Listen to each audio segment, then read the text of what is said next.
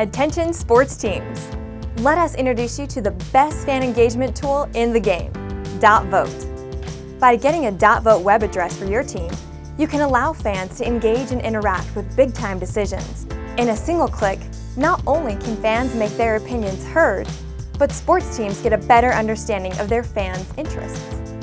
Keep your fans engaged. Simply visit GoDaddy.com today, type in the desired name of your web address, and let the voting begin.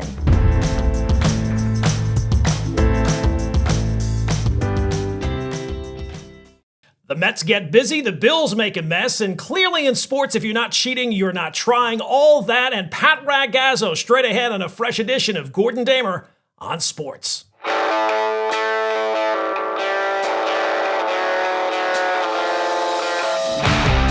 Hey, yo, welcome into episode number 71 of Gordon Damer on Sports. Off and running, lots to get into on the podcast today. As we'll hit on a little baseball action, we'll hit a little NFL stuff as well. And we have not, I don't think, ever covered any skiing before, but we will get into some skiing for the first time ever on the podcast. But before we get to any of that, do me a favor, hit that subscribe button, whatever platform you are taking the podcast in on. Like the episode, share the episode, rate the episode, but most importantly, hit subscribe. It only takes a second. It's absolutely free, and it really does help out the podcast moving forward. All right, before we get too deep into it, let's start off with some baseball because we're going to be joined by our buddy Pat Ragazzo, covers the Yankees and Mets for Sports Illustrated. And we'll start with the Mets because the Mets have been very busy here in the last week. And they've not just been busy adding players, they've also been very busy slaying some narratives from their own fan base based on this offseason. With the additions of Bo Bichette, Freddie Peralta, and Luis Robert Jr., the Mets finally, I think, have ended what I have called David Stearns derangement syndrome. And you know the Met fans that I'm talking about, the ones who saw Nimmo leave in a trade and Pete Alonso leave in free agency, and they lost their ever-loving minds. David Stearns has no plan. He's not going to spend any money. This is going to be like the Milwaukee Brewers. Steve Cohen, he's only interested in his casino. He's not even really a Met fan. We've heard all these things this offseason. How about the Met fans who, like in the last month, were saying the Mets were better off with the Wilpons? None of those narratives made any sense ever, especially the ones about David Stearns. Now, here's the thing about David Stearns' plan this offseason. You don't have to like the plan. But to think that he didn't have a plan on this offseason and was just going to allow players to leave and not bring any additions in, it never made any sense, obviously. Now, going into this offseason, it was clear that if there was ever a time for Steve Cohen to hand off the reins to David Stearns to see if, as he saw fit, this was the offseason to do it, to build a team in the image that David Stearns sees a successful baseball team. And you can now see what his plan really is. He's looking to add players for the short term until something better comes along. He doesn't mind spending big money, but he's not going to get bogged down in long-term contracts, paying good players like great players. For great players, I think that he will still spend like a Steve Cohen type team. And it's safe to say, even with the moves that the Mets have made, they're going to be better than last year. Last year, they won 83 games. Now, I know fans hated losing Pete Alonso. I get that. But that move alone allowed them to break their own brains, kind of. Now, the Freddie Peralta deal, that to me is the biggest one because that was the biggest question coming into the offseason. How are the Mets going to finally get somebody for the top of their rotation? And I think Freddie Peralta does that. I like him more than I did the free agent options. I like him more than Framber Valdez. I like him more than Dylan Cease. And I think clearly David Stearns did too. Freddie Peralta finished 5th last year in National League Cy Young. And with him leading their rotation, the Brewers did make the National League Championship Series. I'm not saying that's the only goal for the Mets this year, but that sounds pretty good.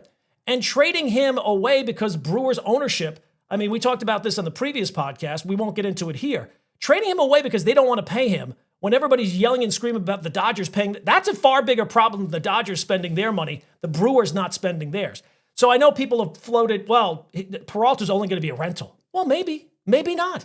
I think we'll have to kind of wait and see how this season goes because if the Mets do only decide it's a one-year thing, it's probably because they're going to be in the market for Tarik Skubal. So David Stearns has had a very strong offseason. Met fans might not like it, but he has remade a team, and it is now better positioned in the short term and in the long term. It's time for Met fans to finally put away the pitchforks and the torches and give David Stearns his props. He has done a good job this offseason of rebuilding a team, one that had a disastrous season last year and is better positioned now.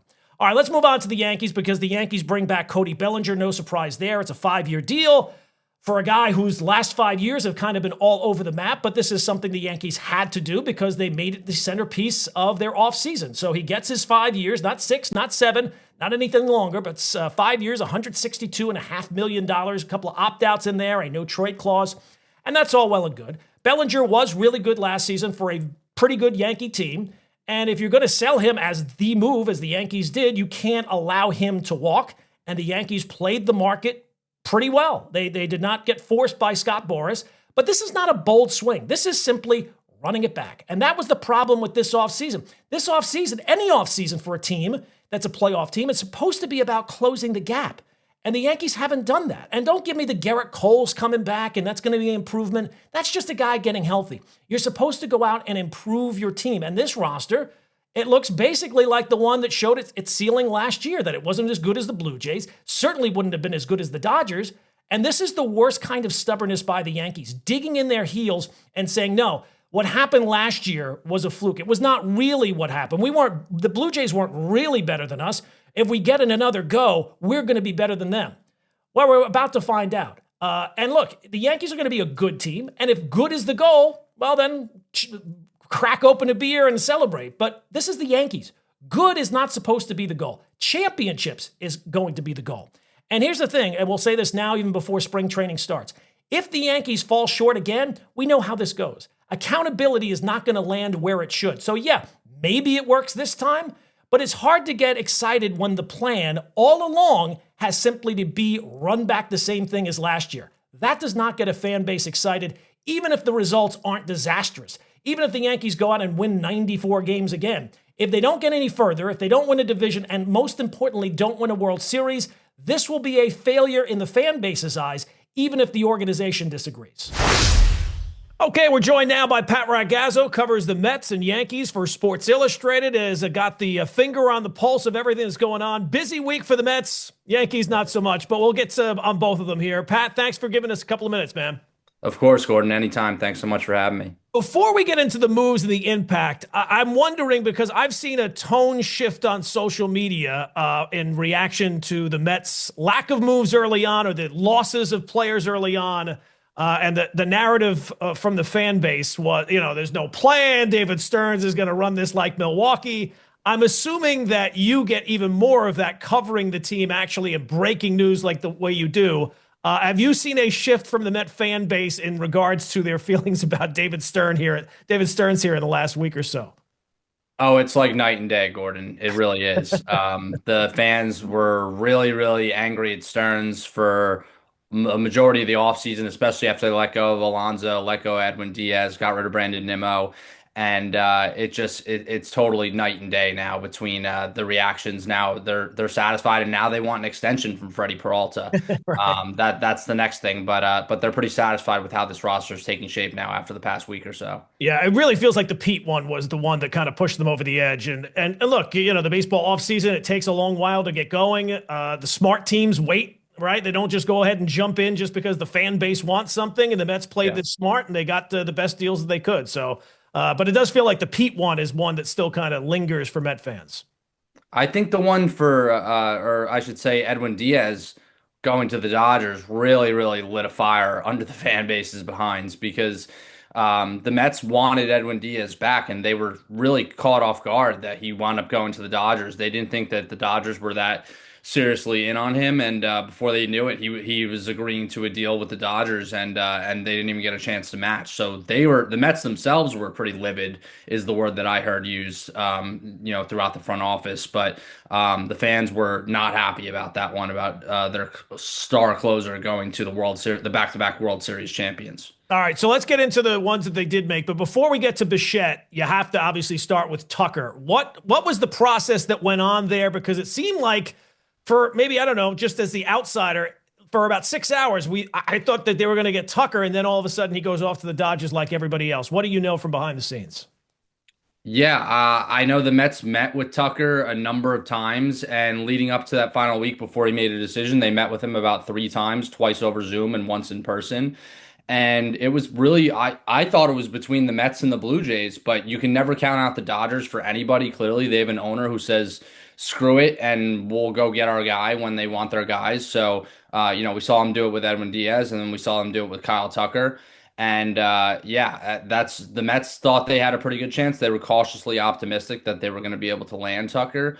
But the Dodgers came in there, and they're the Dodgers for a reason. And they gave him, not only did they give him the highest offer, but they gave him the best chance to win. So now they have an even more stacked lineup, and the Mets were left holding the bag again as usual. But they did make up for it, obviously, which I'm sure we're about to get into. Yeah, like, were they surprised that Tucker didn't sign with them? Because it seemed like they moved on so quickly that they kind of, it almost seems like from afar that they kind of had a sense that this is the way that it was going, because it didn't take them long to pivot clearly. Yeah, I wouldn't really use the word surprised that they didn't get Tucker. I think, especially when you hear cautiously optimistic, there's not or hopeful. It's not necessarily grounds for major confidence in terms of landing a certain player. But yeah, I think that they were just ready, and that they had their plan B. And I had heard, and through my reporting, I had revealed this shortly after the Bichette signing, that the Mets had planned all along for plan B to be Bo Bichette if they didn't land Kyle Tucker. Bichette, where do you think he fits in? Is he the everyday third baseman? Do you see him maybe kind of moving around a little bit, giving some other guys breathe? I mean, Lindor doesn't get breathers, but like, how do you see him filling out defensively? I think he's the everyday third baseman. I think they want him to get comfortable at the position, and it's a lot quicker reaction time at the position. He hasn't played the position in the major leagues, but he's a natural shortstop. He can play second base. I do see him playing a little bit of second base, but they have a Gold Glove winner at that position as well, and Marcus Semien. And they also have Brett Beatty, who's going to get some reps at third. He's going to get some reps at second base, first base, maybe DH. So the good thing about the roster that David Stearns has constructed, especially with bringing in Bichette, is he has guys who can play all over the diamond and all over the dirt. Yeah, that's like the David Stearns prototype, right? He likes multi-position availability. Any concerns about the fact? I mean, Stearns brought up about run prevention all off season, and now you got a guy at third base who's never really played the position before, a guy at first base who's never played the position before. What are the Mets saying about that? They think that these guys are, obviously natural shortstops, natural middle infielders, and athletic enough to be able to take to their new positions, especially Bichette. But Polanco, they have confidence in at first base as well. He started to practice at the position last year with the Mariners, but he never got in reps during the game. Again, Polanco was a shortstop. He was a second baseman. He was a third. He can play third base, and they think that he'll be able to take the first base pretty well, as will Bichette be able to take the third base. What does this mean for Beatty? That's a great question. I think Beatty proved himself last year that he's an everyday big leaguer. I see him getting time at first base, and I see him getting time at DH. And I think more so this means that Mark Vientos' playing time is cut into. But again, he can reclaim it if he hits the way he did in 2024. But if Beatty plays the way that he did last year and puts on an offensive season that he had last year, particularly down the stretch where he put up an 881 OPS, I think he'll find ways to get at bats, and it's probably going to be at first base and DH. All right, let's move on to some of the other moves. Luis Robert Jr. comes over from the White Sox. Couple of down seasons, has been hurt a lot, is making a ton of money, but this is almost a lottery ticket that's worth a chance taking on it, considering the type of player he is at his peak. What do the Mets feel about his ability to bounce back this upcoming season? Well, they think Luis Robert has a ton of upside, and they feel like if he's healthy, he brings elite speed, stole 33 bases last year. Brings elite defense. He had, I believe, 7 outs above average in center field last year. That was 12th best in baseball among center fielders. And he wasn't even fully healthy, but in the second half of the season, he tore it up in an 808 OPS on a poor White Sox team. So I think that the Mets feel like even his floor is going to give them an upgrade of what they had, at least offensively and on the base paths, in center field last year. because they were one of the worst. Center field was one of the worst in terms of production around the league for the Mets. From offensive production, when you look at Tyrone Taylor, Cedric Mullins, it just didn't work out offensively. So it doesn't take away from Tyrone Taylor's defense. I mean, he's still on this roster for a reason. He's a defensive whiz, but Luis Robert Jr. brings that as well, and he brings the speed, and he brings major offensive upside, where he hit 38 home runs in 2023 and was an all-star and had an 857 OPS that year. So I think that the Mets are excited about what they're going to get out of Luis Robert Jr. if he stays healthy. Yeah, what has been the issue with him staying on the field? Has it been one thing? Has it been multiple things? Yeah, I think it's just been a collection of a bunch of nagging things, so nothing too serious or too concerning. And I think that if he's on a better team like the Mets, if the Mets are contending this year, then he's going to be playing through some things if he does have those nicks and bruises and pulls and strains. So they're hoping the Mets have a good reputation with their performance staff and their training staff. So they're hoping that with the data that they're brought, that they'll be able to keep him on the field this year and kind of eliminate those nagging injuries. And really, look, with the lineup that they put out there, they don't need offense any offense you get is great, but I mean, really, it's more about the speed and the defense that he brings. If he can stay on the field, there's no reason why he shouldn't be able to provide those two things, even without the offense. Right. All right, let's move on to Peralta. This is the big one, right? We spent all this offseason talking about, the Mets have lost this guy in the lineup, and what are they going to put in left field and right field, blah, blah, blah, blah. But the pitching was obviously the number one issue last year, and they had to be able to go out and add a top of the rotation type guy. What was it about Freddie Peralta that separated him from some of the other options that were available in free agency? Well, I think Freddie Peralta is a Stearns guy. I mean, Stearns traded for him back during his days in Milwaukee. He was with the Seattle Mariners, and Stearns acquired him from the Mariners. And I think he's just too familiar with him.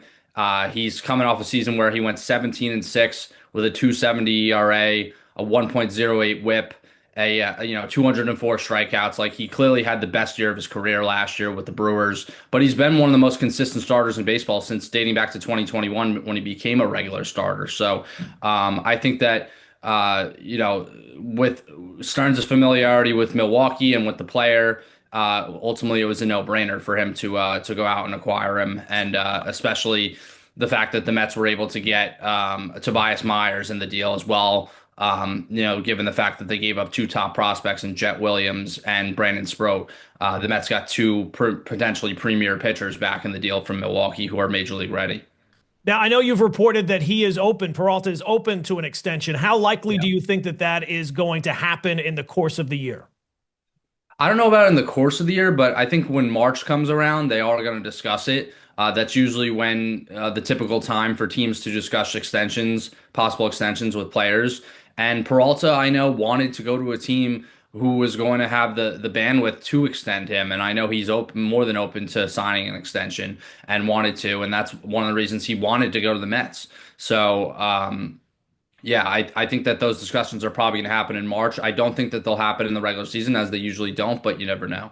Yeah, and it always feels like to me with the Mets, they're always going to be big game hunting. And it seems clear to me now that David Stearns' plan is pretty clear in that he wants to have the ability to pivot if he wants to. And he's not going to lock up good players for great player prices, but he also is going to be big game hunting. So the name Tarik Skubal, that's what I'm getting to.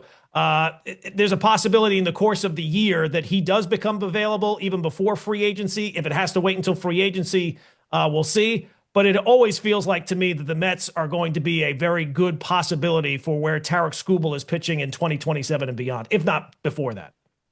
Yeah, no, I agree. I think that the Mets are going to be big bidders on Skubal next year. It also depends on if they lock up Freddie Peralta before that, but if not, I think that they will be big players on Skubal next year. They're going to be probably competing with the Dodgers, which it's going to be hard to. You're always competing with the Dodgers, right? Yeah, the Dodgers are always in on everybody, but yeah, I think the Mets are going to be big players for Skubal next year, and they won't have to give up the prospect capital for him that they would have had to give up this offseason, which would have been a lot more than just Jet Williams and Brandon Sproat. Yeah.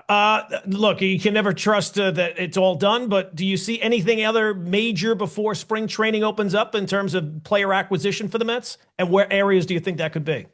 I think it's going to be some minor moves they need more bullpen help. Like they need a couple more bullpen pieces. No, nobody like superstardom level, but and those guys aren't even available unless it'd be via trade. But they need some more pieces in the bullpen, some major league pieces in the bullpen, and possibly a utility man in the infield. They lost that utility guy in Jeff McNeil. They have a ton of versatility on the roster, but they did lose that infield, outfield type utility man who they could probably use on their roster right now. How about Carson Bench? What do you see his plans for 2026? He's a name that gets thrown out there a lot. I got to be honest with him. I have not seen him play as of yet, but I've heard the name a bunch. Do you think he starts the season in the majors? Or if not, how long do you think it is before he gets the call? I think he has a good shot to win the left field job. I mean, they're going to give him every chance, they said. David Stearns has said that multiple times, dating back to GM meetings, I believe. And yeah, I think that the Mets felt more comfortable with having Benj play in a corner spot as opposed to center field. They like him better as how he projects in the corner and playing in left field than they did in center. They just wouldn't come out and said it. That's just something that I heard. But yeah, I think that Benj has a pretty good shot, and if he doesn't make the major league roster out of spring training, I think we'll see him, at some point this year in the early months, and he'll be contributing at the major league level. All right, let's move over to the Yankees a little bit. They make some news this week. Finally bringing back Cody Bellinger. It feels like the story that just would never die. 5 years, what is it, 165 or whatever it is for Bellinger.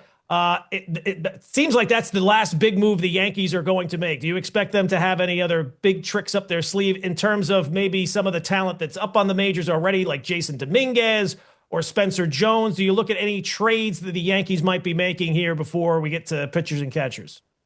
In terms of spending, I think that they're done.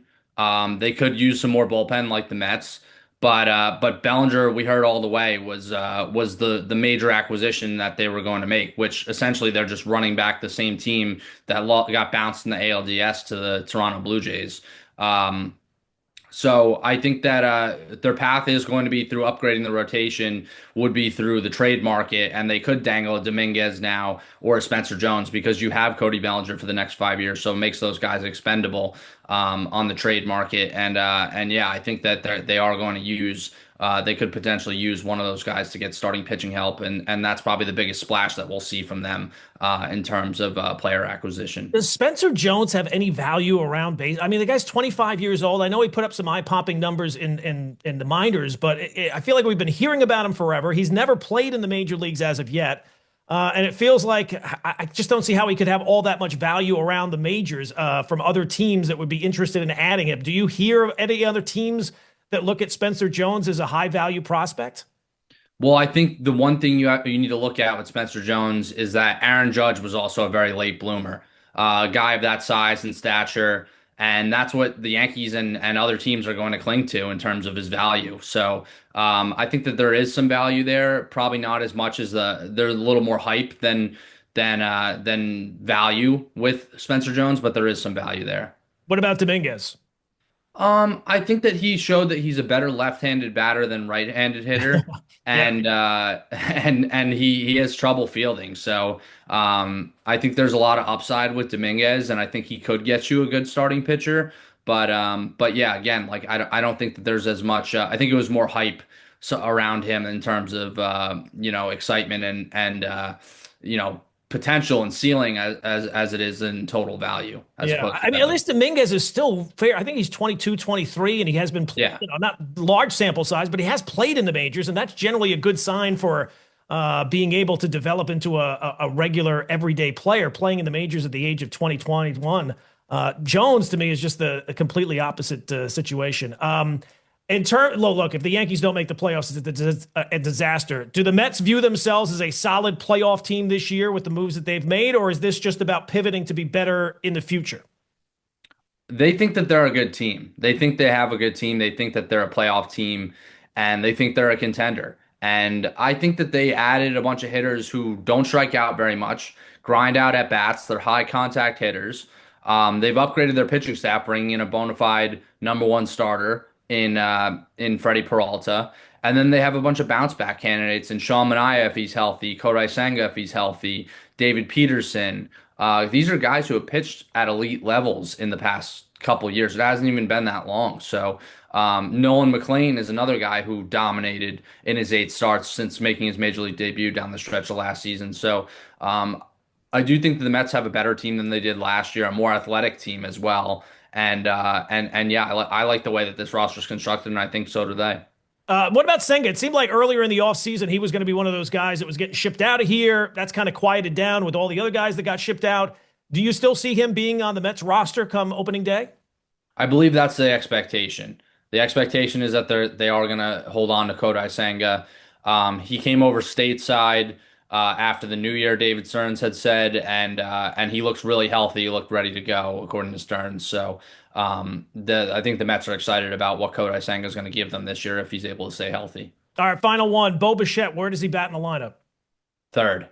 I think Bo Bichette bats third in the lineup. Yeah, I think he's going to be the protection to Soto. And I think the third spot in the order is the perfect spot. Well, look, that's a prime spot, prime RBI spot, man. You know Soto's going to be on base all the time, so that's certainly a good spot to clean up. Yeah, no, absolutely. Pat, thanks for a few minutes, man, and I'm sure we'll be talking again before too long. Pitchers and catchers is not that far away, so rest up, and you've had a busy week, and we'll talk to you soon, pal. Sounds good, Gordon. Thanks so much for having me. Remember college? Well, now, college is over, and here comes your student loan debt. Is your private student loan debt keeping you up at night? You really need to talk to YRefi. YRefi refinances distressed or defaulted private student loans that others won't touch. They can save you thousands of dollars and get you a custom payment that you can afford. And they don't care what your credit score is. Don't let private student loan debt ruin your life. Call YRefi today. All right, let's move on to some NFL news and the fallout after the Bills fire Sean McDermott after 9 seasons with the team. And look, something that's getting lost in this, firing Sean McDermott after the time that he had in Buffalo, even with the success, is a justifiable football decision, right? Like all the talk, we all said going into the postseason this year, if the Bills don't get to a Super Bowl at least, Sean McDermott's got to be on the hot seat. He should have been on the hot seat before now, but certainly in year 9, that's going to happen. And I saw a stat the other day that no quarterback and head coach have ever gotten to a Super Bowl after their first 5 years together in the league. So it's been almost double that. So especially when you see the way the Bills have lost these playoff games, not to throw it all on coaching, but it's been the same kind of exits, right? Late game collapses, the defense not stepping up in big spots in January. Their last 6 playoff losses, the Bills' defense on average has allowed 33 points a game. Again, Sean McDermott, defensive guy. So he gets a lot of credit for everything when you're the head coach, but the defense is really kind of his baby. And in the playoffs, in those 6 losses, they 29th in defensive success, 27th in defensive EPA per play. Unacceptable defensive performances in the biggest moments of the season when you had sky-high expectations coming into the season and sky-high expectations going into the playoffs. That finally cost him his job. When you keep getting to the same point pretty much every single year and you don't get over the hump, that is an acceptable result. We've seen how many 10 coaches have lost their jobs. It's not outrageous to think that Sean McDermott deserved to be fired.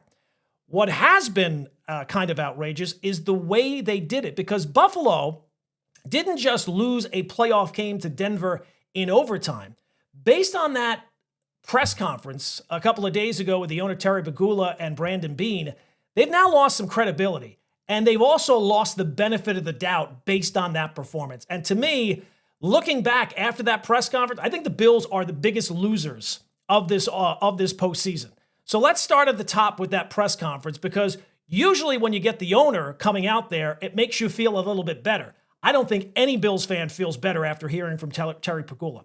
And the main thing, when Sean McDermott got fired, he said, Terry Pegula, that he got fired based on the loss to Denver. And keep in mind, road playoff game against the number 1 playoff seed, and they lost in overtime. But okay, as I pointed out, firing him is not outrageous. But then in the same press conference, Pegula said the game was decided by a bad call, by the catch/interception, that decided the game, and we all know that that was a catch. And he didn't agree with the call. So let me get this straight. You fired your head coach because of a game, but you believe that you didn't actually lose the game on merit. That's what you're saying. Those two things don't go together. Those two things don't compute. That's not logic. That is making a decision based solely on emotion.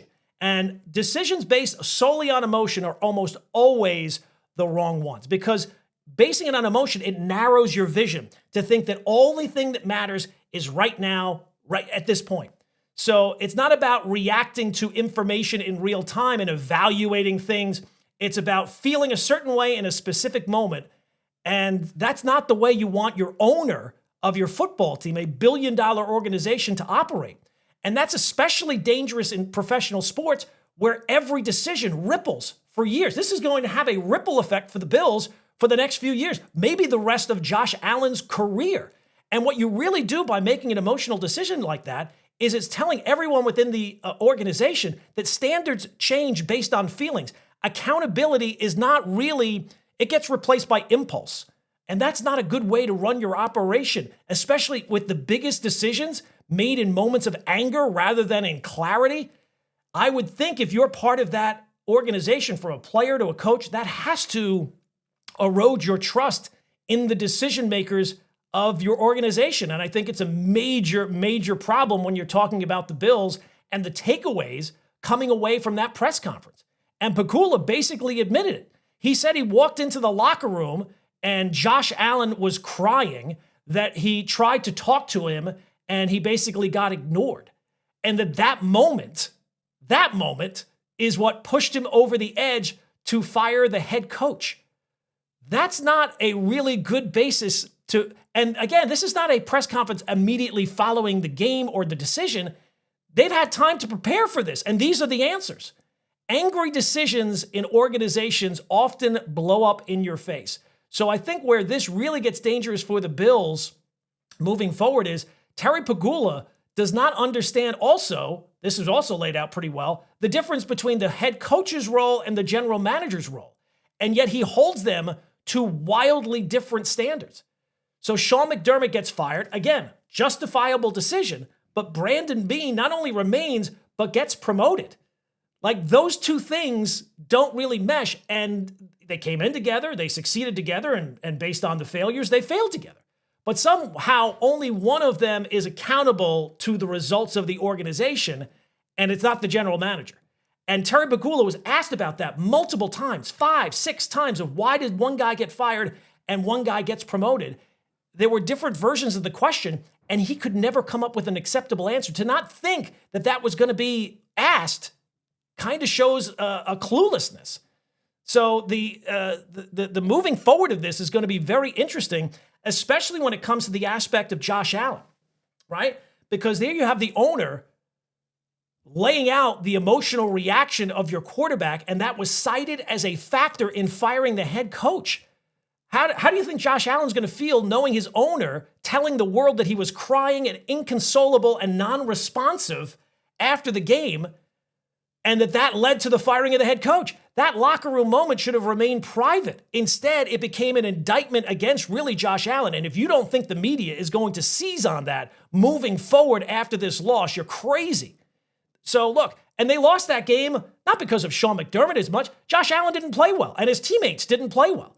So again, I'm not wild about firing Sean McDermott, but you have to know that moving forward, you've just made the job a whole lot tougher, I think. And I really think it is unfair to the player that you're supposedly building everything around to kind of put this out there, that one of the major reasons why you moved off the head coach was the quarterback's reaction to the loss, which I think is justifiable.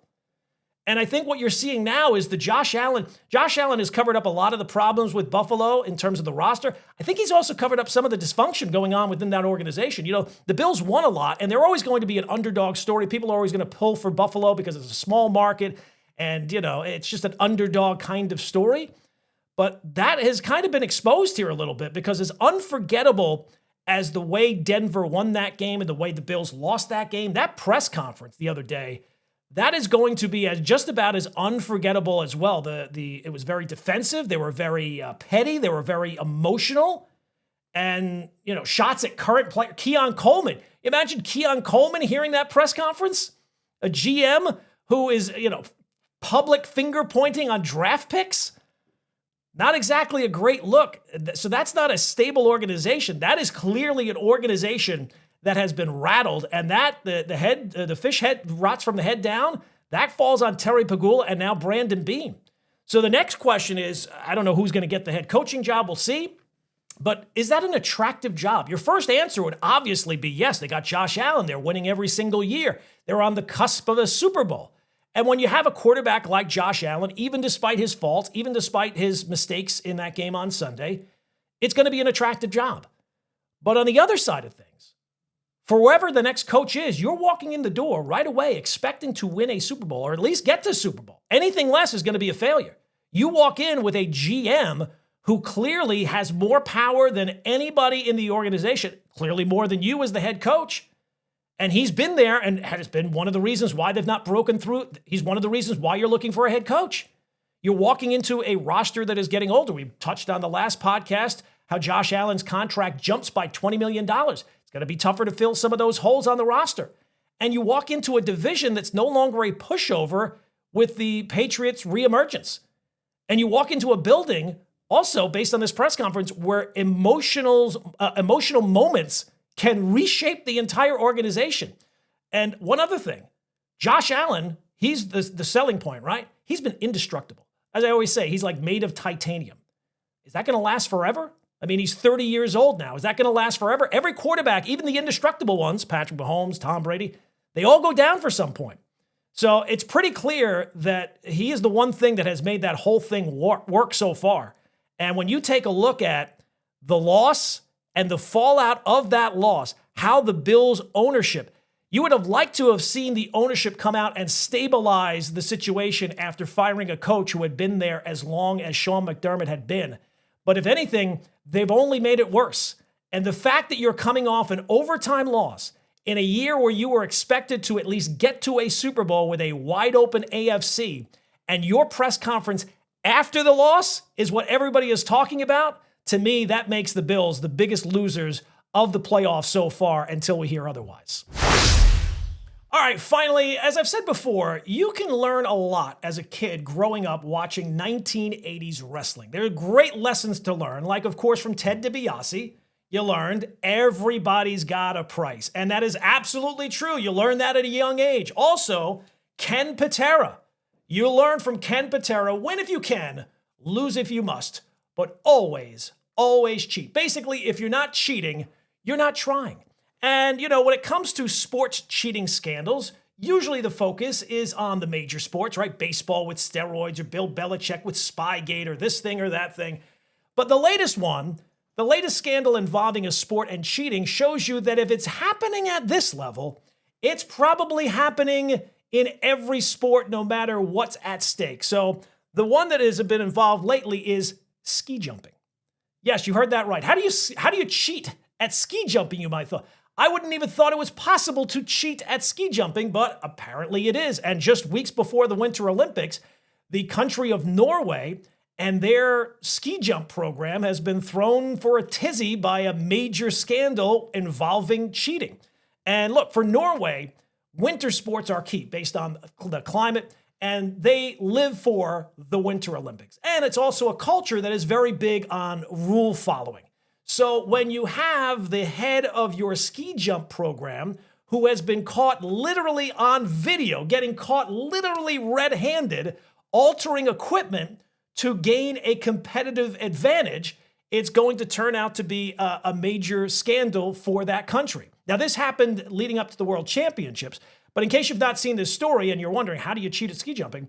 Norway's head technician, their suit technician, their head coach, their suit technician, and another staffer were secretly filmed adding illegal stitching and stiff material into the crotches of the ski jump suits after they had already passed inspection.